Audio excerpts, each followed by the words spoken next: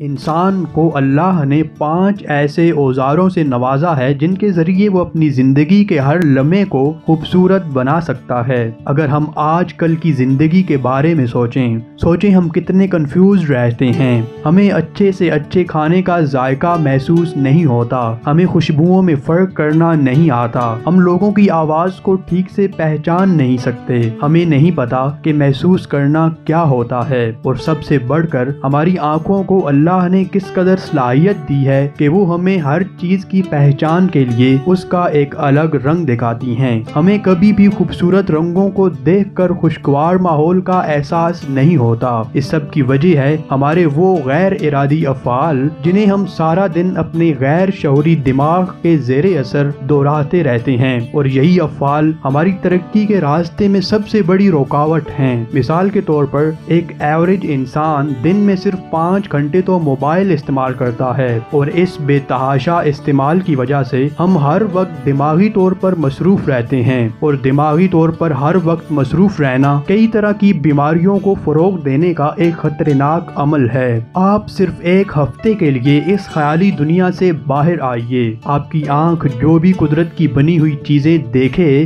آپ اس چیز کے رنگوں کے بارے میں سوچئے، آپ اس کی ساخت کے بارے میں سوچئے، آپ اس بات پر غور کریں کہ یہ رنگ کس نے بنائے، ہر چیز کو ایک خاص شکل کس نے دی، اور ہماری آنکھوں کو یہ رنگ اتنے اچھے اور دلکش کیوں لگتے ہیں۔ اور پھر سوچئے اگر یہ آنکھیں نہ ہوتی تو کیا ہوتا، اور اگر یہ آنکھیں ہمیں ملی ہیں تو ہم ان چیزوں پر غور و فکر کیوں نہیں کرتے۔ جو چیزیں یہ آنکھ ہمیں دکھاتی ہے ہم انہیں کیوں ٹھیک سے پہچان نہیں پاتے۔ یہ طرح طرح کی آوازیں، ان آوازوں کے بارے میں سوچئے، یہ بہت ساری آوازیں جو ہمارے کانوں میں پڑ رہی ہیں، ان آوازوں میں فرق کرنے کی کوشش کیجئے۔ سوچئے کہ ایسا کیوں ہے کہ ان میں سے کچھ آوازیں ہمیں اچھی اور کچھ آوازیں ہمیں بری لگتی ہیں۔ سوچئے اور ان آوازوں میں فرق محسوس کرنے کی کوشش کیجئے۔ ایک لمحے کے لیے آنکھیں بند کیجئے اور دھیمی سے دھیمی آواز کو سننے کی کوشش کریں، اور پھر غور کریں کہ وہ کون سی ذات ہے جس نے ان آوازوں کو تخلیق کیا۔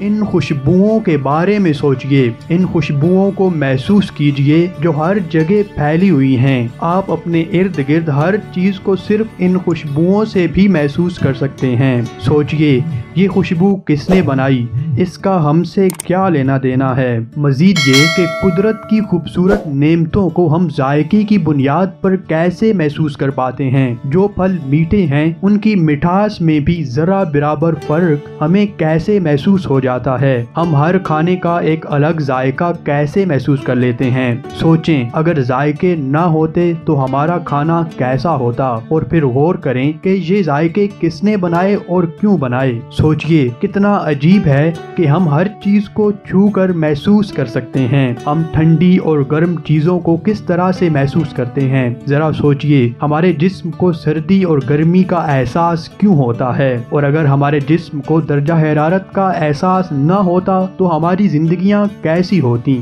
اپنے آپ پر ذرا غور کیجئے۔ سوچئے آپ کو کس طاقت نے ان خوبصورت اوزاروں سے نوازا ہے، اور یہ سارے اوزار انسان کو کیوں مہیا کیے گئے۔ ایک لمحے کے لیے اپنی ذات کے بارے میں سوچئے، ایک لمحے کے لیے اپنے اوپر غور کیجئے۔